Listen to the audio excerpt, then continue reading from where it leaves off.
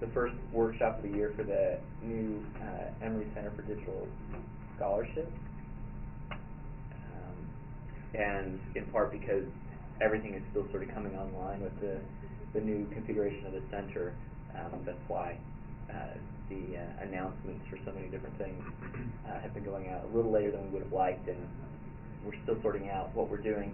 I just wanted to point out again that we have a number of different workshops coming up throughout the semester that might be of interest, and a lot of them, not all of them, but also happen on, we try to have one on Mondays at noon and another one on Thursdays at 6 p.m. So if one of those days works better for your schedule, then can hit both of those. But today we are going to be talking about managing an online presence, digital identity. It's sort of regretful that computers here instead of out there with you guys, but yeah, that's the way it goes. So a lot of times when we've talked about, done this workshop in the past, hola, woha. A lot of what we've talked about has been aimed at graduate students, because that has tended to be the largest audience here. But looking at the people we've got here with us today, we can maybe bend that a little bit. So one of the reasons we like to talk about why it's important to have an online identity. And maybe Stuart, I'm just going to totally go off the rails here. Sure. Tell us about why, like, the fact that you are always already what? You're always and already online, which is a line that works a lot better with graduate students. I'm sorry, someone figured it out before you were born. No, but you didn't laugh. The graduate students didn't laugh. Ed smiled at me. He didn't laugh. Right, so always and already online. The thing is, I've been on several search committees, and the first thing that I always do is Google people when I get their CV. Sometimes before I read their letter, and just see what's up there. And not having a presence is a presence in and of itself. So I definitely pay attention to that. If someone's going up for a digital scholarship job and I can't find them on the internet, then I kind of wonder what happened there.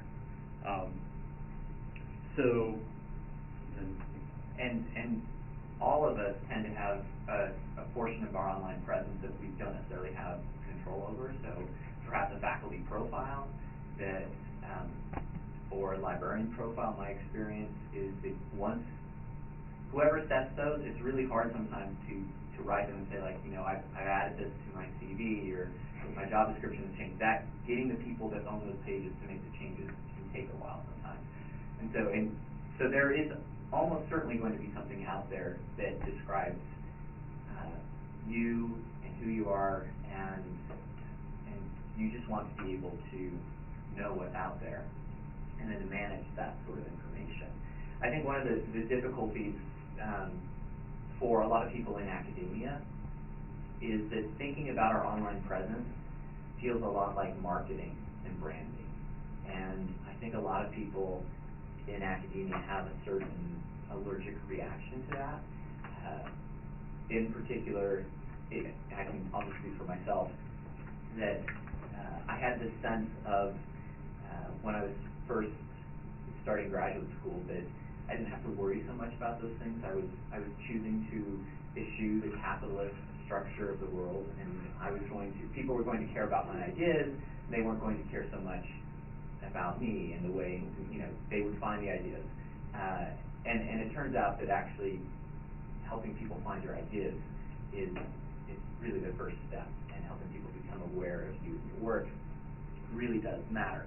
And so it's not unprofessional to think about how you appear online, even if you're in a profession that likes to pretend it's not a profession sometimes, but this is more of a calling.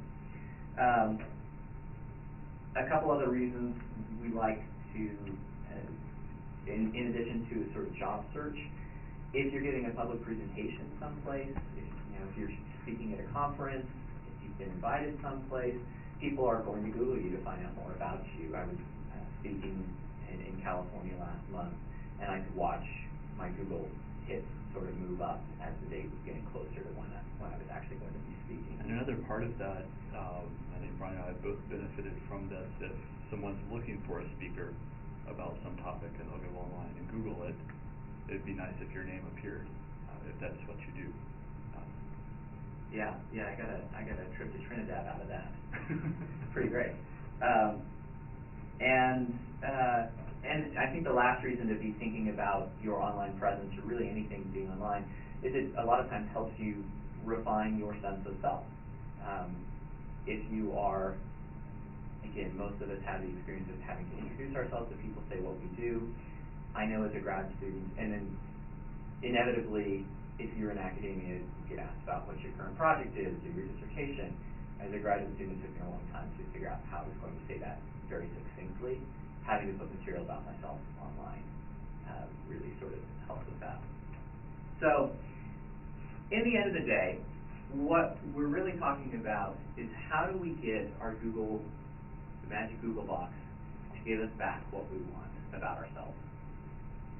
And so there are kind of there are three outcomes that can happen when you Google yourself. The first one could be that you get exactly what you were hoping to see and everything's fine and dandy, and then you can leave and you don't have to be here. The second option is that you get something that you don't like. So here's one of my examples for this. When I first went on the academic job market in 2007, I thought, I need to see what's out there. And it was also more fun than trying to write my job letters. And so I Googled myself, and the very first search result that came up was my Amazon wish list. Now, there wasn't anything really embarrassing on that wish list. Welcome. But the reason it came up is I was using my real name on Amazon for reviews. And I made that choice because I tended to review academic books. I thought it would be useful for reviewers to see that I was somebody who ostensibly knew something about the topic. It might seem a bit more valid for that reason. And that's why I was using my name. But Amazon linked my name also to my wish list because they're hoping to buy me things. And that wasn't what I wanted to come up with the very first thing when people did it. And so I went into Amazon and I stopped using my real name. I changed to a pseudonym. And the amazing thing was, a week later, that wish list was totally gone from the Google search results for my name. So, lesson one is that despite what you get today out of Google, it's not written in stone. Google is interested in updating its information, or Bing, or Yahoo, or whoever you want to use to search. We ought to use Google. They want to get their information as accurate as possible. So it can change, and you can, if you don't like what comes up, you can ask the people that own a site to take it down, or you can look into changing your username. I had to do this with some papers I'd written when I was younger in grad school. They got written up, and the faculty member had put them up online for this sort of creative writing exercise we did. And that was another place to ask somebody to take them down. The other thing that might come up might be something that you just, another logical place where things come up that you don't want is Facebook. So, is anyone here not on Facebook? Oh, wow. I have an account, but I don't use it. Okay, well, this is really unusual. So we can go over this very quickly then. Most people, when they use Facebook, do it because they want it to be personal and private. This is, Facebook is almost 10 years old. When it started, the idea was that it was a place to put. The reason people like Facebook over Friendster or MySpace is it seemed more walled off. It was more in control, things weren't being shared. And it turns out, Mark Zuckerberg makes more money the more information is shared between things.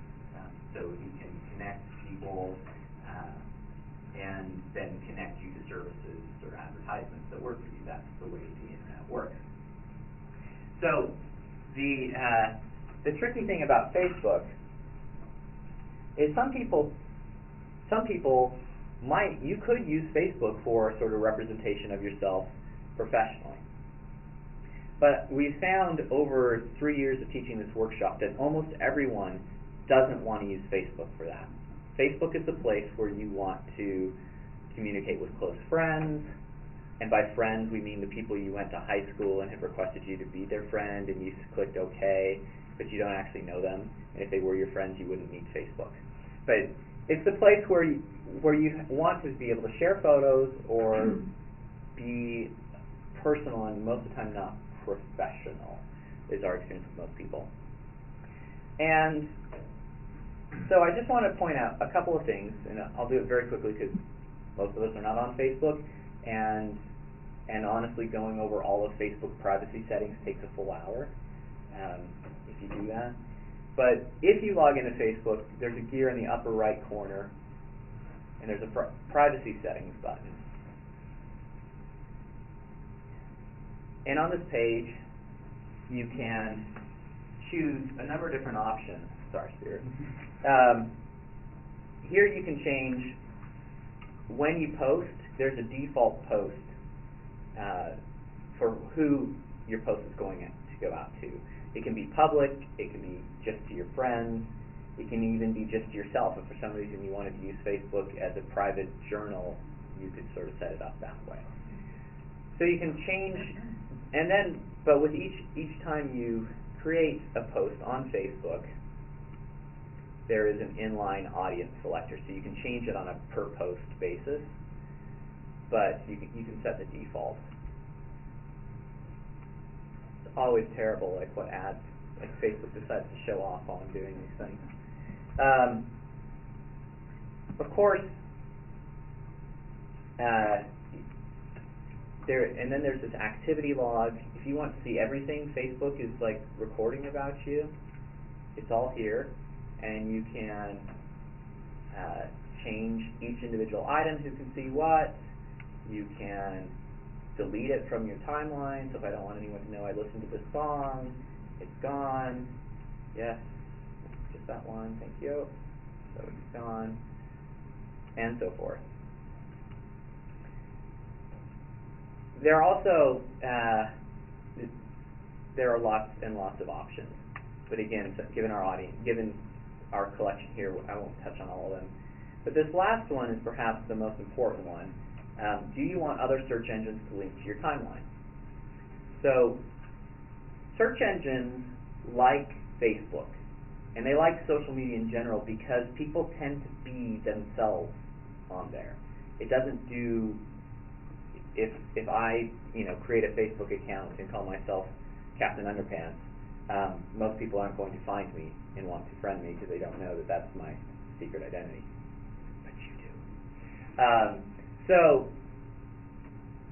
search engines like to privilege sites like Facebook. If you don't want a search engine to be able to search your Facebook profile, you can just turn this off. And then when I search Sheila Kavanaugh in Google, Facebook shouldn't be one of those results that comes up. And this is an easy way to just turn off Facebook searching. I'll show you two other things about Facebook. If you go to your own page, there is this option under the gear in your cover called View Ads. And if you click on that, it will populate in just a second. You get this little tooltip.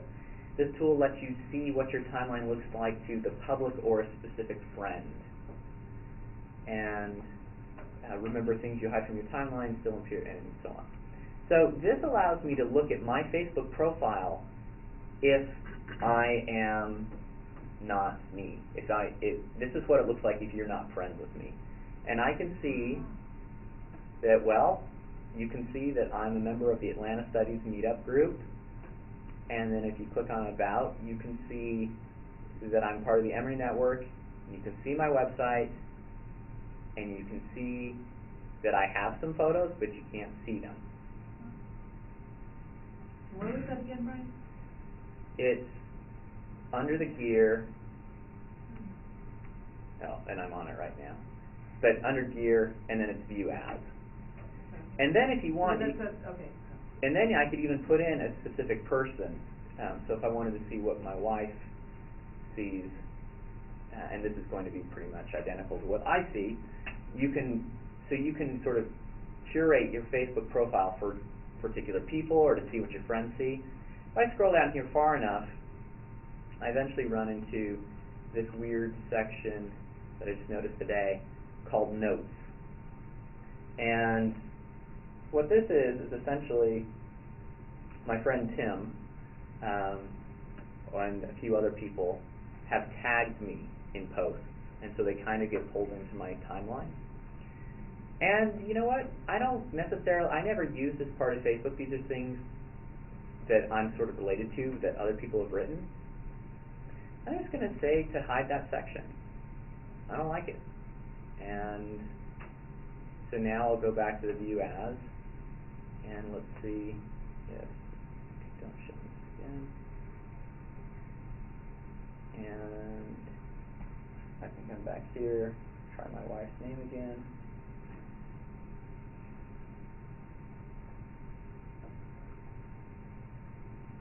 And it's gone.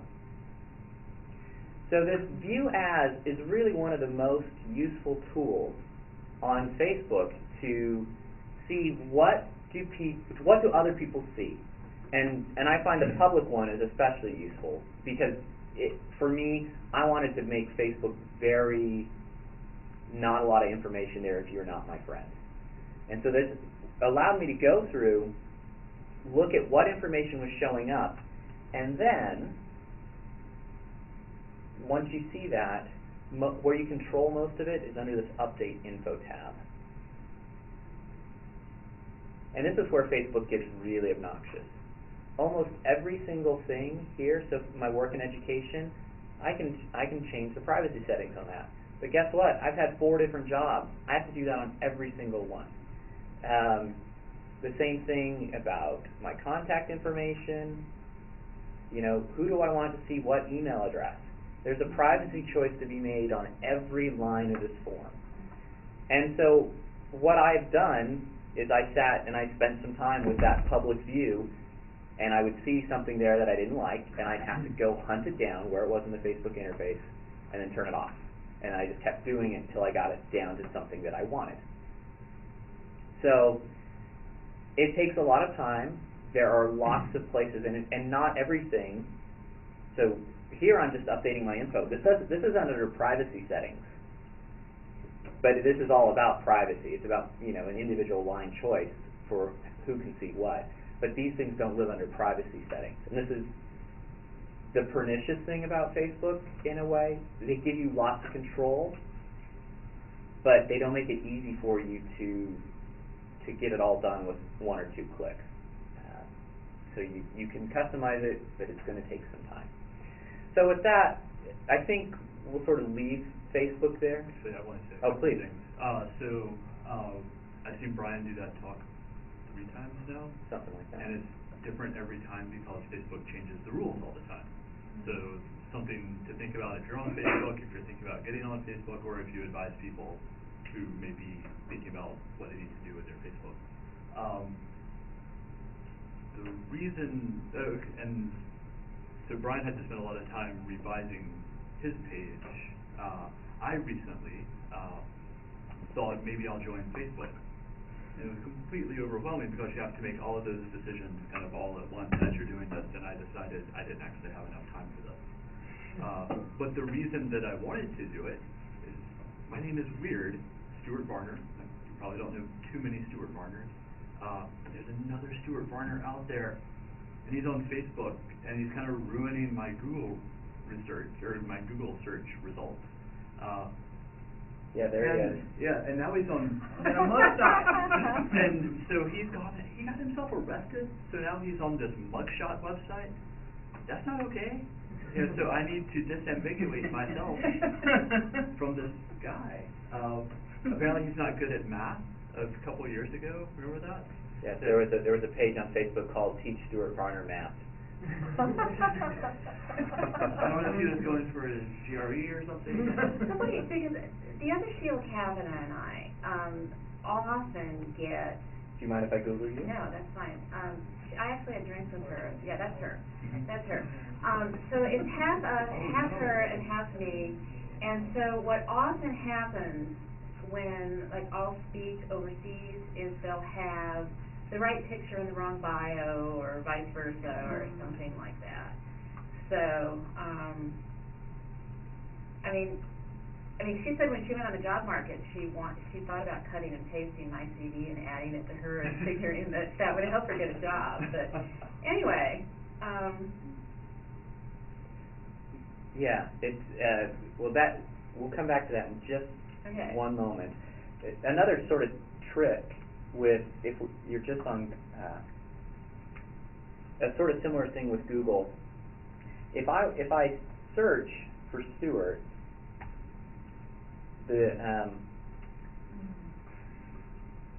Google knows that I know Stuart, essentially, because I've searched his name enough and we work in the same place.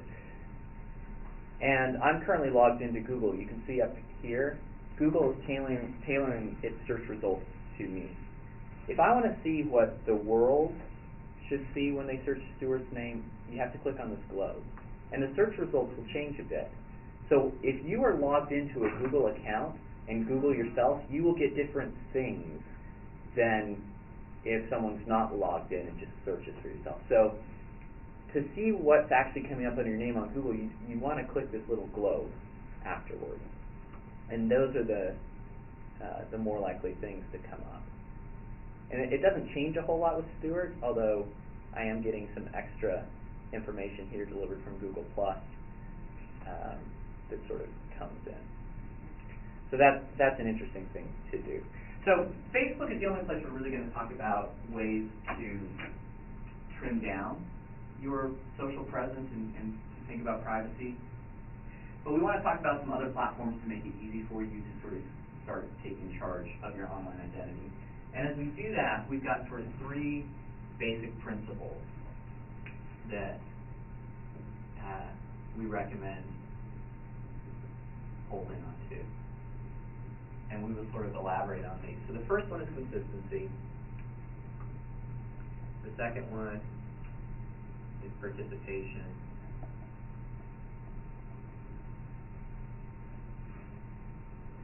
And the last one is familiarity. And these are the sort of core principles for maintaining an online identity. And really, this one is first for a reason. It's the most important thing. So what do we mean by consistency? The first thing you should think about is your name. And Sheila's already pointed out to us the sort of perils of a name. When your last name is Croxall, you don't really have to worry too much about other people having the same name as you. It's, I think it's maybe even less common than Varner. And so, but not all of us were born with this strange last name, like you. My friend Jason Jones, for example, has a miserable time trying to figure out who he is. And so what he did is he decided to be Jason D. Jones, using his middle initial. It's still not great, but he has chosen to use one name on everything, always, and he uses the same name. And so the first thing you want to do is figure out what one name are you going to use. So Bianca or Kimberly. you might be a great test because I'm actually never sure which name you prefer. On all my label stuff is K.Bianca Tate. So that would I knew about consistency. I was like, yeah, this ain't crazy. So yeah. so if you want to be online, you know, something you could think about is Are you going to be K. Bianca Tate? Are you going to be Bianca Tate, Kimberly Bianca Tate? The same thing if you're publishing a book, you just want to use the same name over and over again, so the Library of Congress knows who you are, and it's easier to find related books. Unfortunately, sometimes somebody else has already taken that name or wants to use the same name, and that's where we're going to hopefully find some other ways to pound them into the ground with better Google search results. But having using the same name, and so I could get away with Brian. I could get away with B. Croxall. I could probably use I can use my middle initial, Brian L. Croxall. But I've decided on everything I do, I am Brian Croxall. No underscores, no hyphens, just one word. And that way, when you search on my name, it's more likely to return search results about me. So let's stick with that for the first principle of consistency. So places you can go to start staking your name and your presence. We've got a couple of suggestions. And this has actually changed as well since the last time we taught this, because we used to recommend Google Profile, and it's become a much more complicated thing to do. The one we want to start with is About Me. So, About Me is a very simple website. We actually open up Safari and just try and pull it up.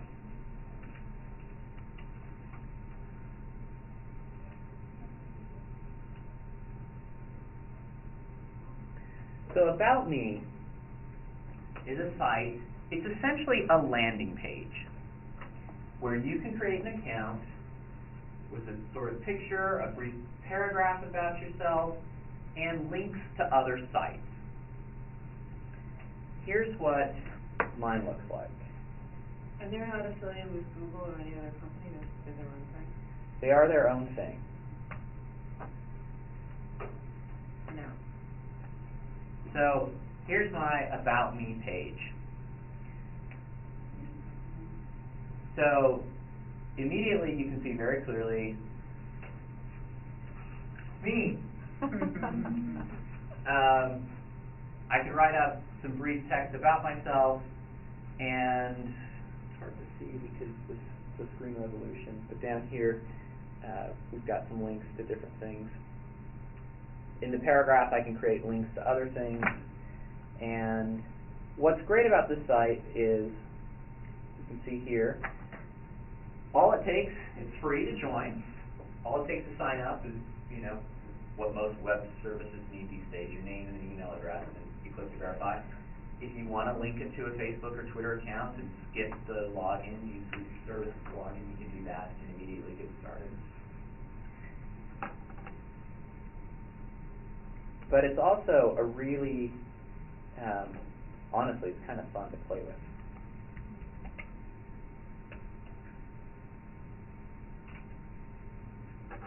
So if I'm on my page,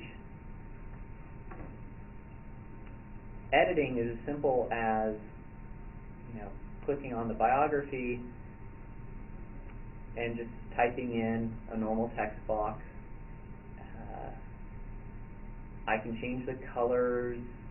If I want this over here, the bio box, to be, not quite as opaque, I can just drag that down, play around with it until I get it where I like. I can change the colors of the links. And in fact, this bio box, I can even drag it around and put it wherever I want on the page. So who is the owner of this About Me? Let's find out.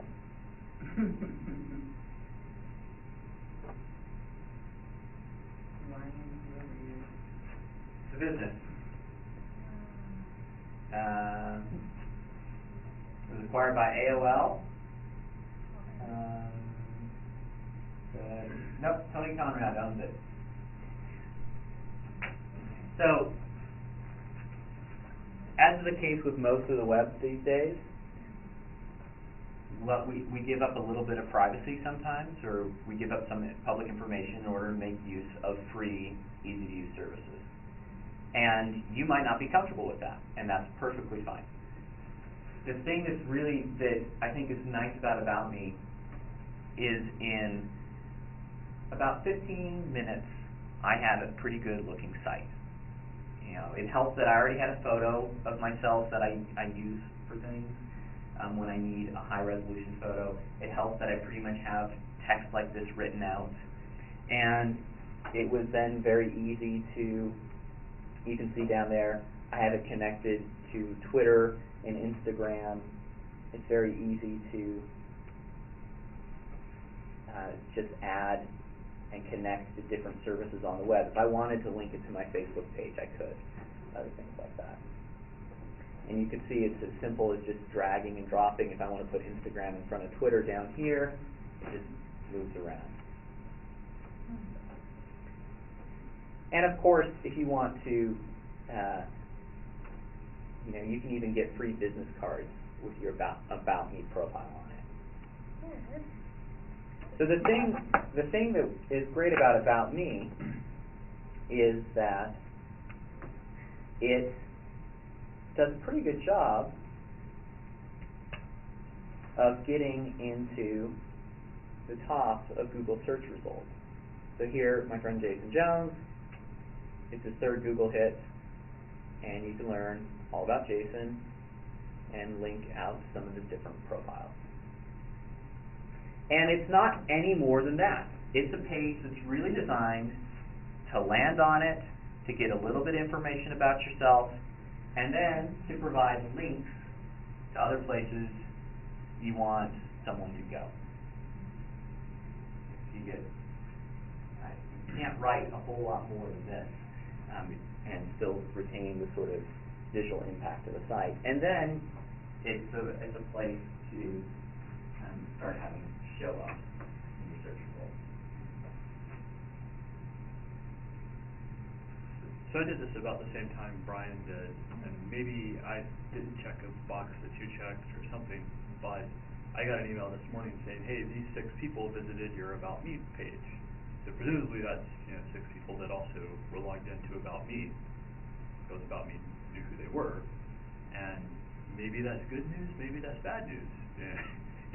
It's not a good place to stalk people, apparently. If you're logged in, don't go looking at people if you don't want them to know that you're looking at them. Right. But if you're out, if you're on the job market or something, you start seeing, hey, a bunch of people at that place where I just submitted my CV are looking at my About page, or About Me page, then that means that's good news, presumably. So, let's see if I can actually pull that up.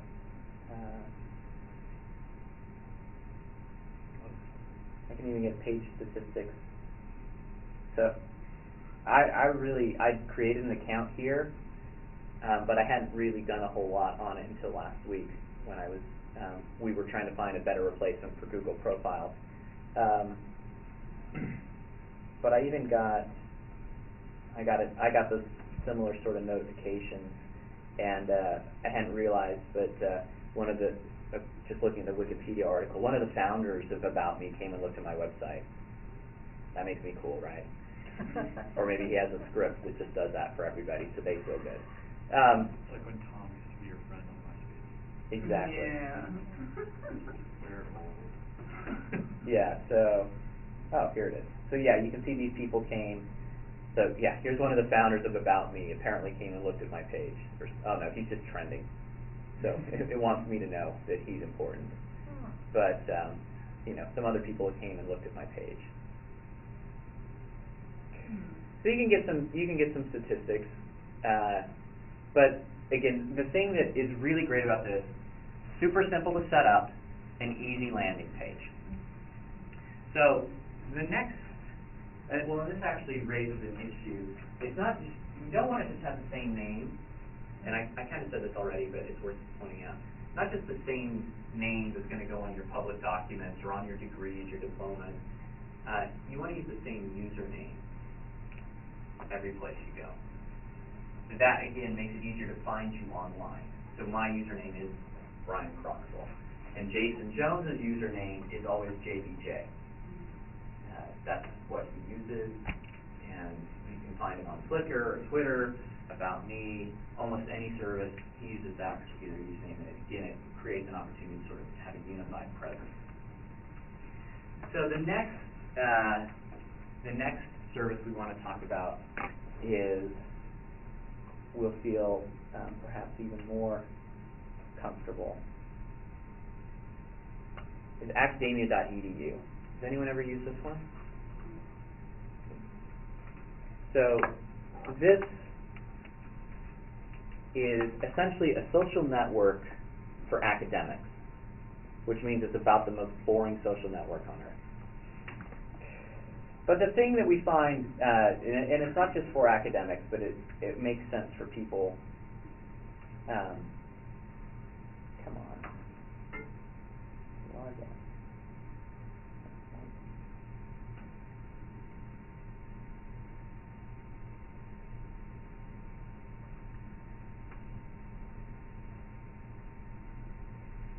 So you can see here, and again, I've got the same username that I use every place.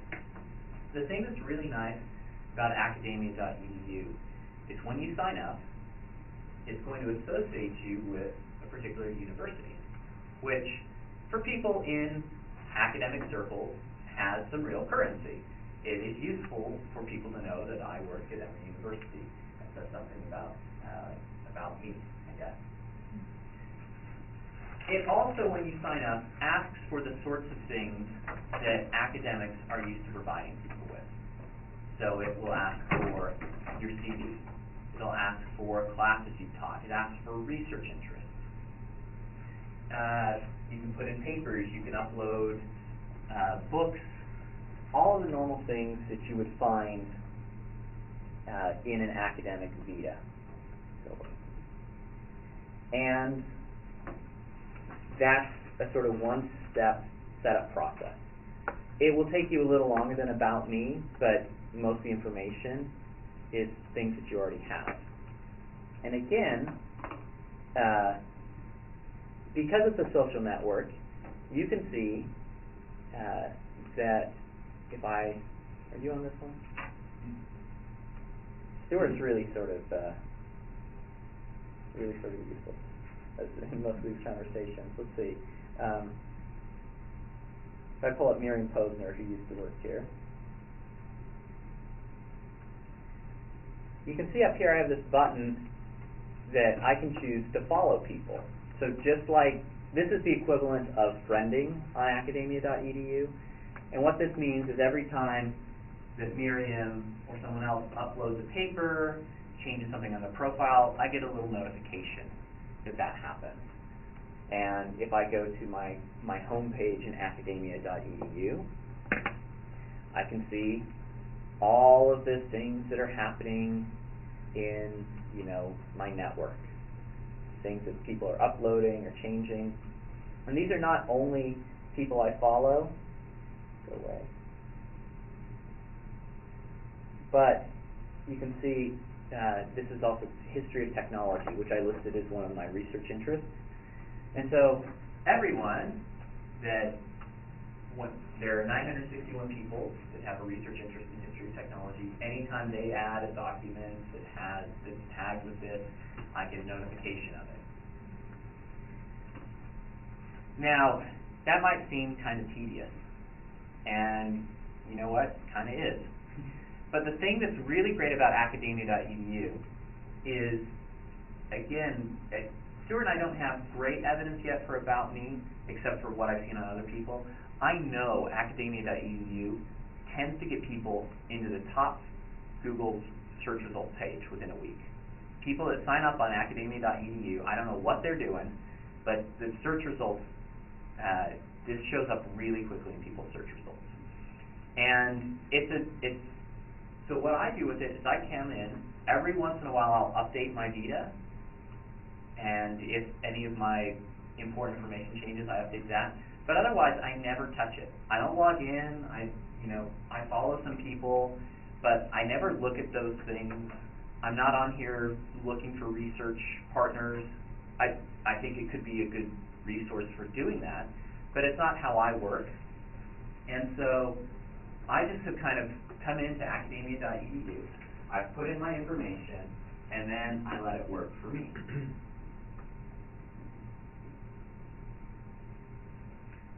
And you can see, if I pull up my Google search results,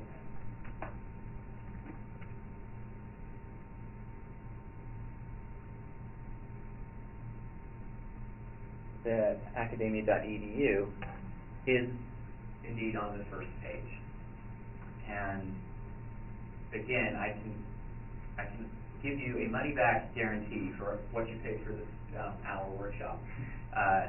That although I would probably be willing to buy you coffee if it didn't work. Within about a week's time of signing up on here, you will probably see your Google search results change pretty significantly. This should show up. We've never seen it not happen for somebody else. And so it's a great resource. Again, it will tell you when people have searched for your name or things like that. I want to know, analytics. It will be happy to provide me with those sorts of things. Does that really tell me anything super important? No, not really. But I can see people are indeed viewing my profile on the website, clicking through from a Google search result, and identifying it with me. So, very simple. It's probably worth, some fields probably do have lively conversations happening on academia.edu, so it's worth checking in to see, there is a huge conversation about exactly what I'm working on that's happening here. Other fields may completely ignore it. And that seems to be true for most of these social networks. Different fields will luck into different technologies. So let me put one other thing under consistency.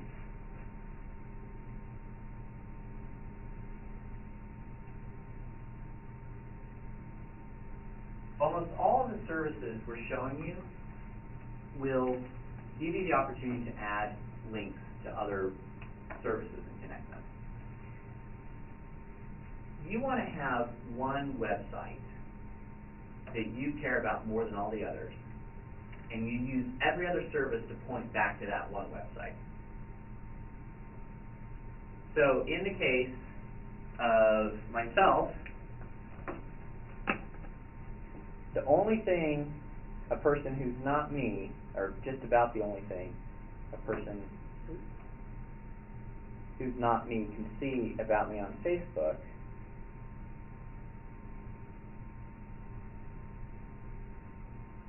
is my website. This is where I want people to go. And I tend to use every other part of the web to push people back to this one site. It's the same thing on the About Me page, where down here it's my website. On academia.edu, it's my website. And that's the place I've chosen. It could be any page you want. It could be your faculty profile.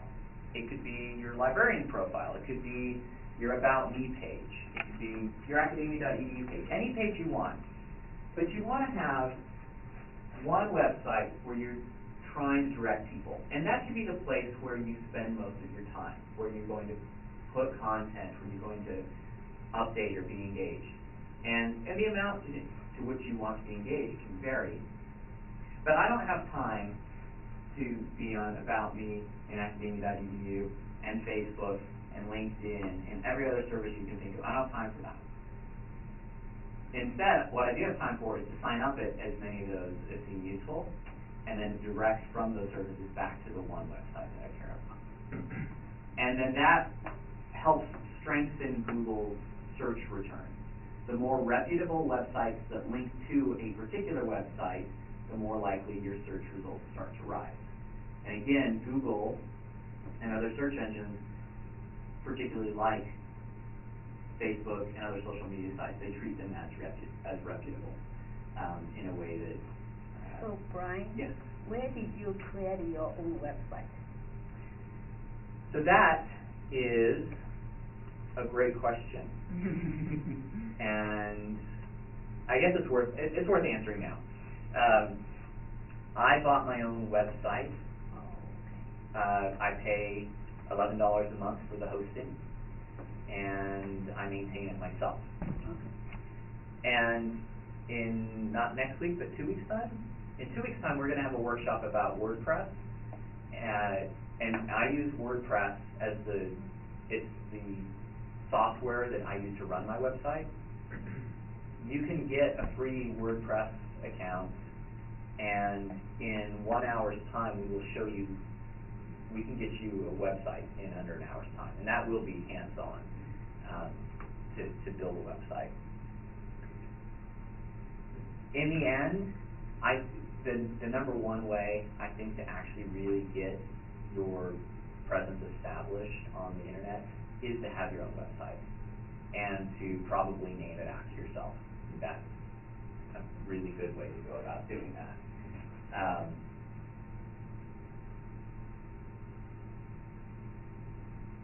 That was going to be the ta-da at the end. We're going to sort of pull it out like in a cooking show, and then taunt you and say, "We'll tell you about that next time."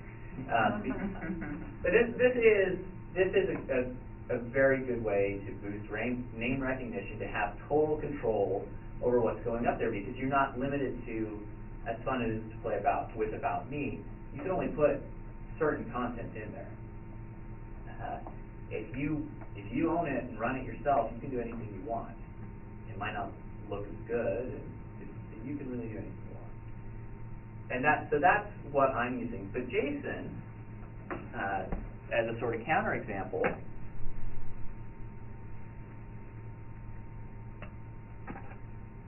if you go to his Twitter account, and it's the same thing with me on Twitter, you can have one link on your Twitter profile. Mine goes to my website. Jason has chosen About Me as his place because he's the director of educational technology at Trinity College. He's apparently busier than I am and doesn't have time to maintain a website. He's done it in the past, but he's made the choice at this point in time that it's better for him to just have this one landing page where people can sort of move to other places to get the very basic details about him. Whereas I'm trying to create content on a regular basis on my own website. So again, it has everything to do with your amount of time, your interest in, or where you want to be. But having just the one website that you can sort of constantly direct people to, what's the one website you're going to put on your business card? Because you can't give people 3 or 4 different sites. You just want to give them the single one. Yeah. Sheila. So, people regularly misspell my name. Okay. So, and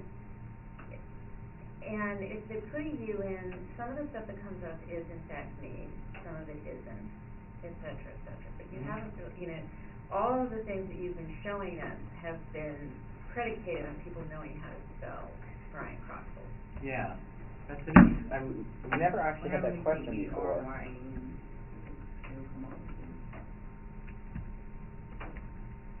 What do we get if we do that? Brian Croxall. Yeah. Then we're suddenly off in the weeds. I wonder how many Brian Croxall gets me close. But Sheila Kavanaugh. We start getting. It's some of me and some of it's not, yeah. There's some different view. I didn't see this picture the last time. Yeah, this picture wasn't viewpoint. So, one of the things, I'll have to think about that. But one of the things that a person might do, if you were really wanting to buy a bunch of websites, you could register Sheila Kavanaugh with a U, as a domain, and then just redirect it to your real domain. So that people, when they type in the wrong name, again, Google sort of will help reify that into getting them to the right place. I'll have to think more about that, though.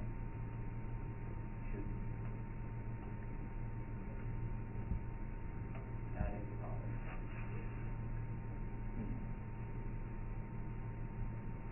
All right, I'll think about that and see what I can come up with. We're at about 5 minutes left. So just to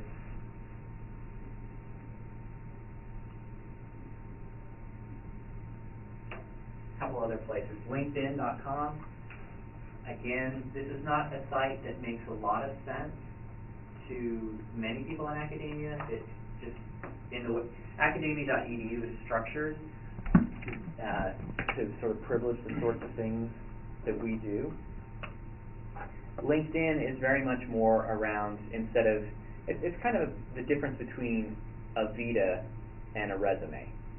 LinkedIn is for people that need resumes in their jobs and that are perhaps wanting to connect or be headhunted. Nevertheless, it's just one more place for me to put my title, put my name, put my education, and it doesn't. And somewhere in here is the website.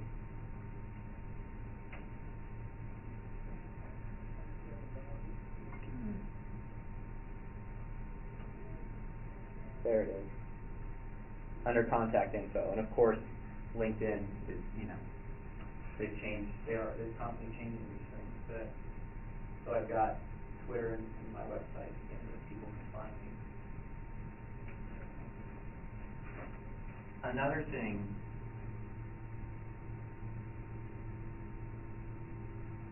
while he's doing that, LinkedIn is probably important to be on if you or someone you're advising may be thinking about a job outside of academia. Academia.edu is the LinkedIn of academia, but it won't be terribly helpful if someone wants to go into consulting or maybe government work or something like that. So a LinkedIn profile will help for even some alternative academic careers. It's more common in academic libraries than it is in traditional departments. So the last sort of principle of consistency that I think we'd recommend today is using the same image of yourself over and over again. Now, I say this with the sort of caveats of what one might think of in the context of a humanities PhD program at a university. The image of yourself is not without meaning, right? Maybe I feel more comfortable as a white man putting my image out there than a woman of color or someone who's transgendered. And so I do think it's useful for people to put an image, of themselves, of their face, to use that for their profile pictures so people know it's you when they meet you. Although I'm constantly being told that this doesn't look like me. I'm not really, it's 5 years old, and I've lost some weight since then, but I've used it for so long, and it's what comes up for me on Google search results, and people that I interact with online do know me by this image. And I use it, you might have seen it's on Facebook, it's on Twitter, basically everywhere I go, this is the one image I use. If you're not comfortable with that, I have other friends that use icons, they use pieces of old manuscripts, things that are somehow related to them, and they use that consistently throughout different places. But using the one image so when somebody comes across your content, again, they know that it's you. And on the About Me page, you saw I had this image, but then I had the other one in the background. If for some reason you could ever con someone into taking a really nice picture of you, so that picture the library wanted to, Francis had everyone's photo taken. It was great because then it got photoshopped and I actually looked like a, less like myself and more like a well-grouped person. And so I can use that on occasions when I need a really nice picture. But this is the one I sort of defaulted to. Our time's short, so we'll also say that Twitter was one of the platforms we were going to talk about. The things to know about these other 2 points, though, in addition to this sort of consistency, is that the more you participate, the more you create content, the easier it is for the web to find you. Again, we're all busy people. We don't necessarily have time to, outside of our job, go posting lots of stuff to Twitter or to a website. But the more frequently you update a particular account, the more valuable Google thinks it is. The more likely that account is to rise to the top. So the blog that I abandoned 6 years ago is only on my 3rd page of Google search results. But my own website that I update at least on a monthly basis, that comes in at the very top. And then with familiarity, it's worth recognizing that in the case of all cultures, each individual online site, online place for having presence has its own culture. So just like a faculty web page on a department has a certain logic for how it operates and what you say there, LinkedIn is different, and the way you behave on Twitter is different. And so getting to know the environment into which you're sort of inserting your profile page in these sort of conventions can be a very helpful thing to do, to know how to go about interacting with people. Unfortunately, not everyone on the internet is always kind or forgiving. And so just having a sense of how people behave in particular milieu can be an important way for you to not only have a good experience, but for people to start paying attention to you and looking at your, again, content. And I've sort of skewed radically into business speak. But in the end, we are sort of in the business of representing ourselves, of trying to build a brand for who you are as a knowledge worker, as an employee, so that people know when they're looking for an expert on Shakespeare and world classroom pedagogy experiments, that Sheila is their person to sort of come looking for. So I'm going to sort of wrap there, but are there any questions? If we don't have a very great presence at the moment, which of these would you encourage us to do first, or would you say that it's best that we do all of them? Well, so it's not hard, on at least on these 3, it's not hard to. It will take you an hour or two if you've never written a biographical description, but you probably have for a conference. Take an hour or 2 to set these up. Twitter is a sort of ongoing participatory place. I found it to be incredibly useful, and Stuart was saying that even though he doesn't tweet a lot, when he goes to conferences, people know him through Twitter, or it is a useful place to engage. So, but it really comes down to what are you comfortable with? What, if you don't have time or you don't like Twitter, it's not worth being there. Being someplace else. So, the more you can do, the easier it becomes to find you. But not everybody wants to do all of these things, and that's okay. Just find what works for you. It might be worth, I don't necessarily like Twitter, but it is more important than an email account and my sort of professional network. It seems like that's just how everyone communicates. So it's probably worth figuring out, in your field, how are people communicating? Is Twitter a thing? If it is, then it's worth putting the time into it.